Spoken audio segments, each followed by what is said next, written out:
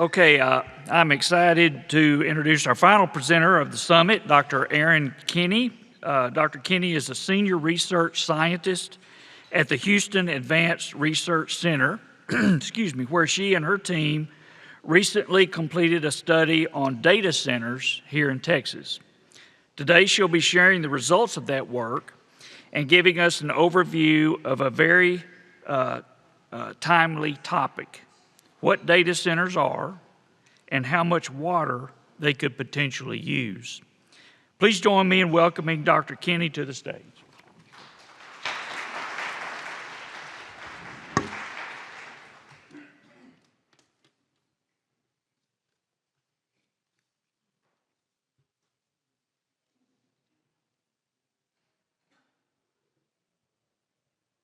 Well, thank y'all for sticking around. I appreciate that I'm keeping y'all from your next destination, and I hope you all have had a really great conference so far. So I'm going to be presenting some work that we've been recently developing. This is new work my colleague Margaret Cook and I have been working on, and it will be coming out in a white paper quite soon. So I am by training an ecologist, and my work is focused on anthropogenic, that's human-induced impacts on water, specifically in coastal systems. And lately, that conversation has really shifted to include the water energy nexus and kind of how communities and groundwater districts and the state is deciding where our water resources are going to be allocated, essentially. And so I'm excited to share some of the latest work HARC has been doing on the impacts and the potential future impacts of data centers and AI on water in Texas, and some of what we've learned so far.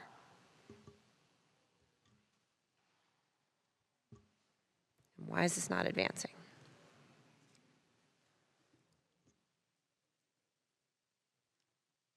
Thank you. Just briefly, for those of you who aren't familiar with HARC, we are the Houston Advanced Research Center. We are a nonprofit research organization. We apply science to drive energy, air, water, and resilient solutions for a sustainable and equitable future.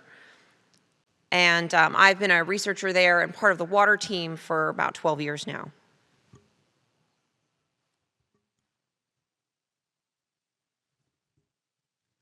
I'm sorry, I need the next slide. Where it's not.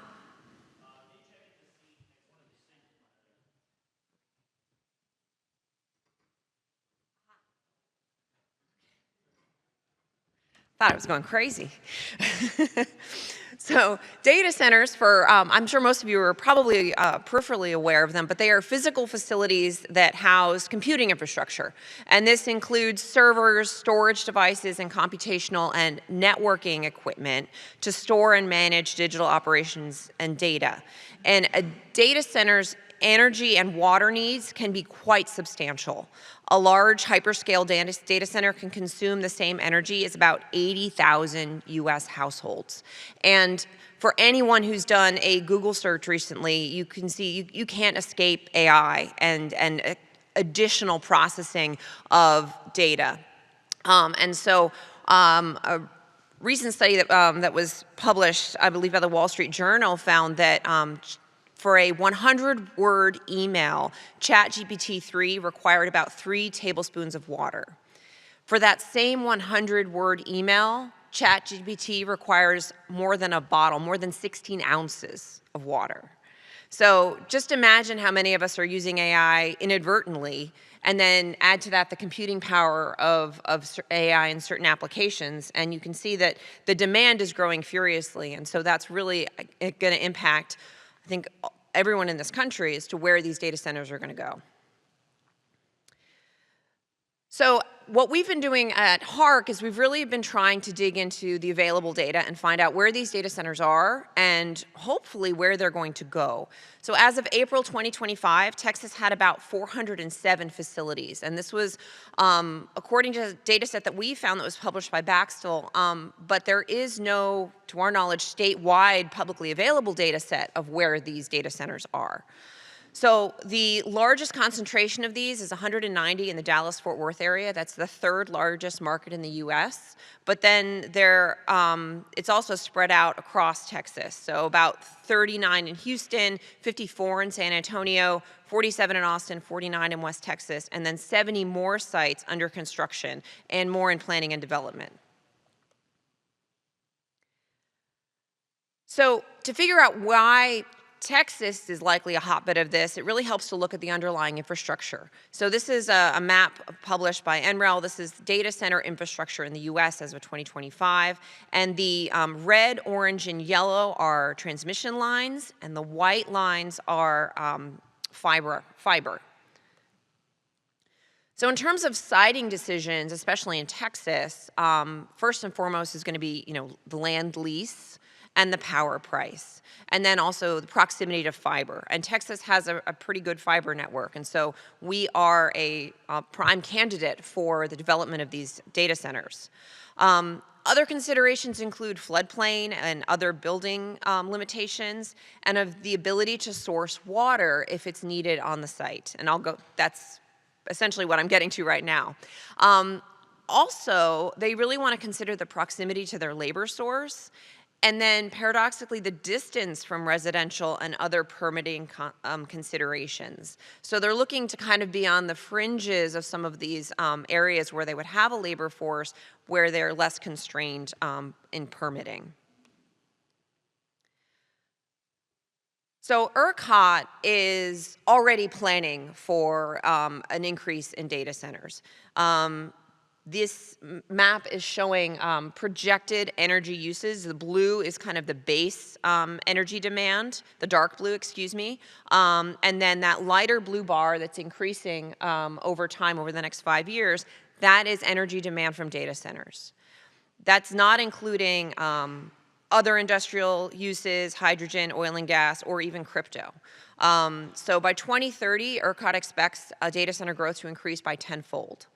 And that's assuming, these data are assuming that they're running full steam, 24 hours a day operation. If that's the case, data center demand would occupy 75% of the current available electric generation capacity in 2025. And so data centers historically have high water needs for cooling. But in addition to that, there are water needs of that energy generation. So I'm going to be talking about both direct water needs at the data center and indirect at the power plants. So in the work that we've been doing, we've estimated that the water demand for cooling is about 476 gallons per megawatt hour of energy use at a data center. And that's the direct data center consumption is largely evaporation through a chiller or cooling water. New withdrawals usually occur to replace vaporized water and with fresh water.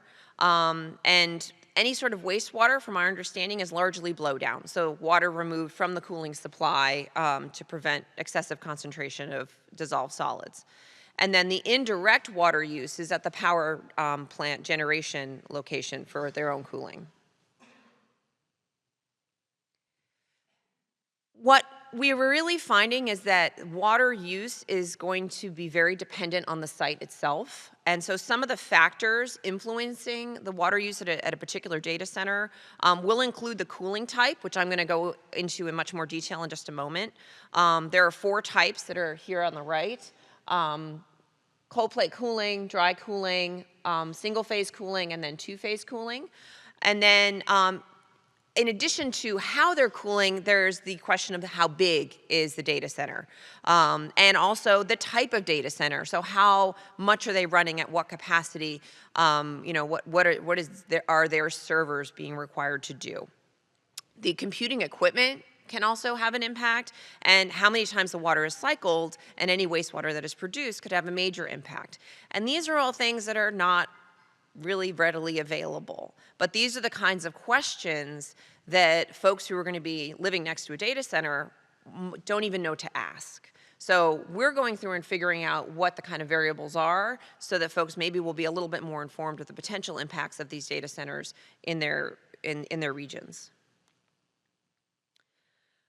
So one of One of the options for the cooling is a one-phase immersion cooling. And so over here is where you have your servers, and they are immersed in a non-water liquid, so that is more efficient in moving heat into this area where this is where you have your chilled water loop. So your water consumption is really over in this chilled water loop.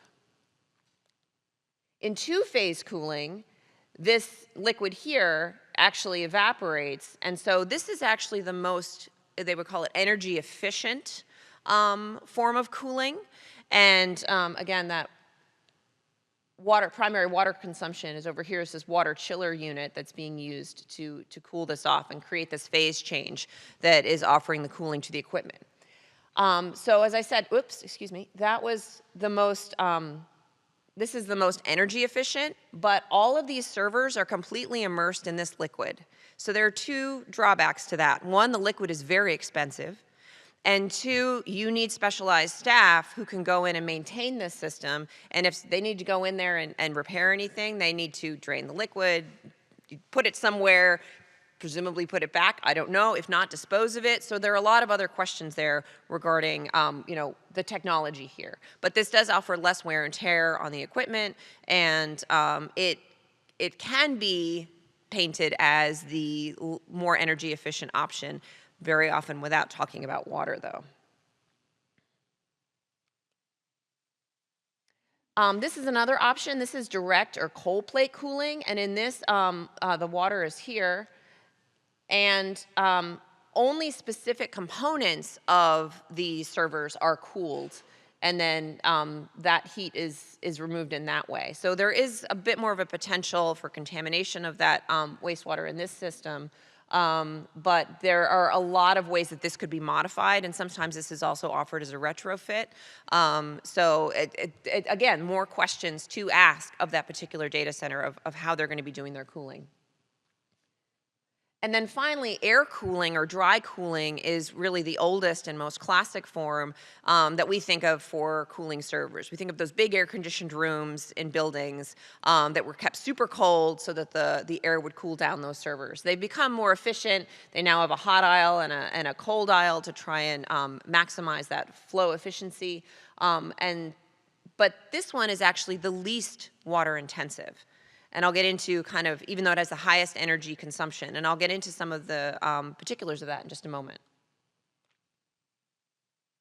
So to go back to this one here, for this dry cooling, the heat is transferred through the air. So it is a much higher energy demand, and it's not possible for all data centers, but it has the potential for, depending on where they're getting their energy, to really lower that water consumption rate. So if they're looking at on-site energy production that's highly efficient water-wise, solar, wind, some of the newer natural gas plants, there are really options for making this dry cooling the most water efficient for these types of facilities. So one of the things that we tried to do with the limited data that were available was to estimate those water demands on a statewide scale. So in 2025, the estimated total water consumption for data centers was about 34 billion gallons of water per year for cooling, that's that direct water use, and an additional 15 billion gallons at power plants, that indirect water use.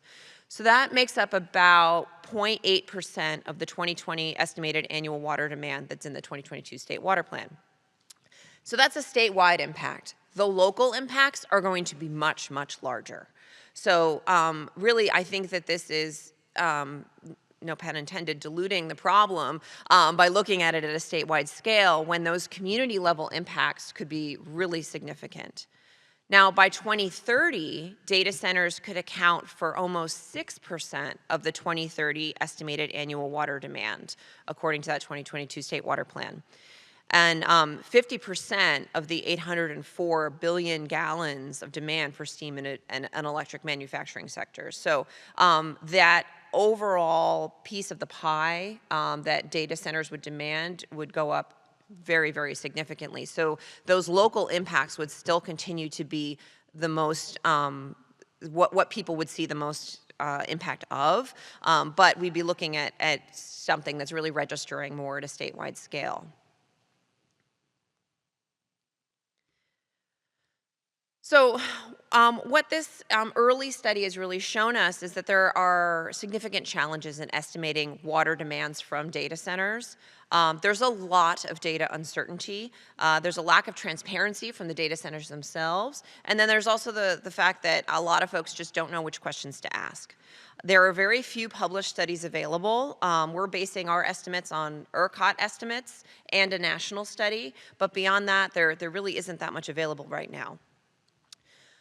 One thing to note is that data center water growth is not included in manufacturing or steam electric estimates in the 2022 State Water Plan or the 2026 Regional Water Plans. So there may be some estimates in municipal, like more local estimates, but overall, we're not accounting for the growth that ERCOT is accounting for on the water side of the equation. And so I think that there are probably a fair number of people out there who don't even realize that this is a problem right now, much less that it will be a much, much bigger problem in 5 years. So what the challenge that HARC is trying to address with the work that we're doing right now is the fact that these municipalities don't have the most up-to-date data to make informed choices, and they have the potential to really be borrowing against future needs. And so we'll be, as I said, putting out this white paper to try and get additional funding to really dig into this issue and try and get more data, both from the data centers and from that are in existence, and some of the emerging technologies and where the field is really going. What we're seeing is that there are data centers that are using low water technologies, and there are also power plants that are using low water technologies. So if there was some way to incentivize that in some way, or at least make sure that folks know to ask those questions, the likelihood of us being able to coexist with these data centers rather than fight against them improves. So for reducing those water demands, it really comes down to technology or management changes. So the management changes are here in these tiles.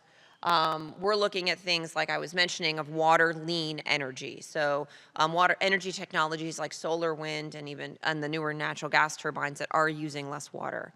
The use of dry cooling, which is not additionally using water in those data centers themselves, could also help. And then alternative water uses, like they were just talking at that panel. Is there a possibility to use municipal reuse or gray water or even brackish water in some of these facilities? And those are just unknowns.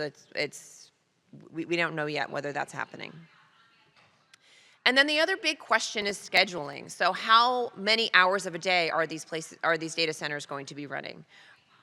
Are they going to be, 24/7? Are they going to be operating at peak times? Are they going to be operating most heavily in our hottest months? And really, what is that going to look like? So the possible solutions for this, I think, really have to come from public-private partnerships.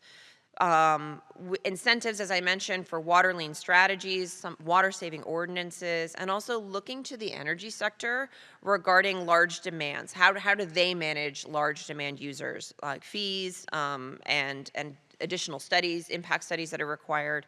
Another thing that I'm really interested in is kind of are these water impacts going to show on a larger framework. So what does this mean for beneficial uses? What does this mean for agriculture? What does this mean for municipalities? And how are those considerations being included in the discussion of the siting of some of these centers?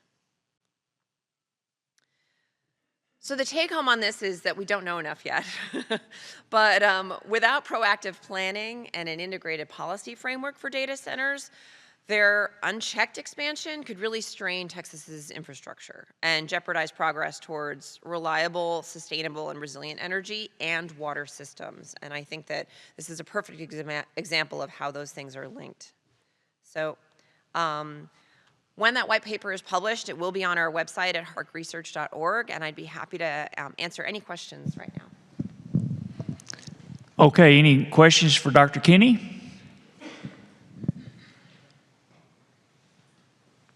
Come on, Robert. So it seems like these hyperscale, which I seem they need a new word for them because the data centers that are coming out now are so much bigger than what was considered hyper. So maybe gigascale, I don't know, but they seem to be now also building a power plant with them. And I read an article earlier this week that suggested that, maybe, I don't know, maybe 10 years, 20% of them will be co-located with a power plant.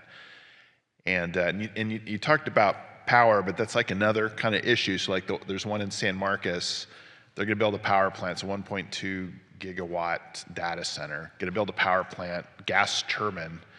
But then the question there is like, or they say natural gas, but like to increase efficiency of a natural gas turbine plant, you typically have steam electric. So it's like unclear, like, are they gonna have steam electric? Is it purely gonna be gas turbine?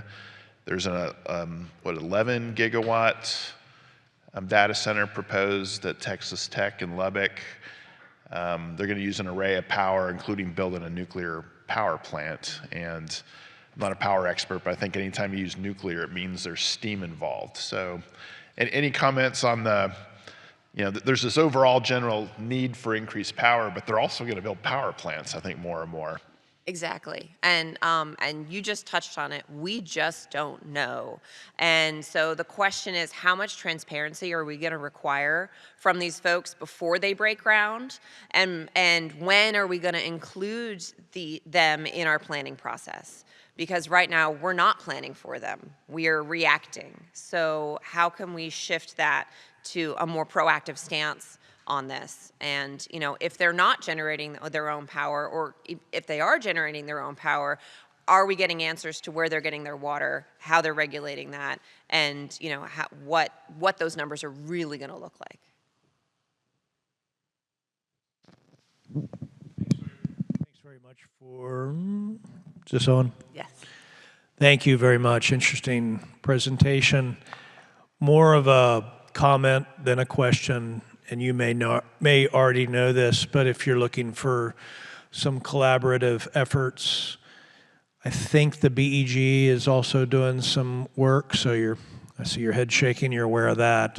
And then the Public Utility Commission was charged last session in a rider to the budget to also look at kind of the energy and water uses, and they'll be sharing that information with the Water Board and some other state agencies. So I just wanted to make sure you were aware of those corresponding efforts.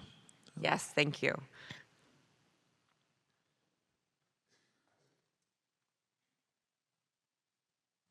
Hi. When you're talking about cooling, you mentioned the steam towers. Are you aware, or can you speak on them pulling groundwater out, using a transfer heat to the groundwater, to the water, and then pumping the water back down into the ground so there's a zero loss? In the cooling? Yeah, so we don't have numbers on how much of that cooling water is coming from groundwater, if it's coming from surface water, if it's where they're sited and how that's going out. We really do want to dig into that information. We just, this hasn't been funded yet. So we're a soft money organization. We're looking for some funding to be able to dig into just those questions, because that's the other thing. We don't know what's coming out of these facilities and where that's going either. Like, what do their discharge permits look like? What are their water sources, and how all that is going to break down? But excellent question. Thank you.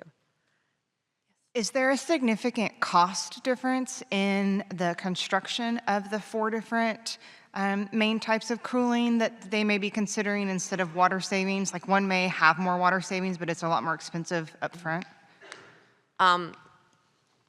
Yes, and I think a lot of that is going to be dependent and driven by what else is more expensive. So, you know, if they're building this in California and energy's expensive and water's expensive, they're going to go with something that's going to save them maximum energy and water.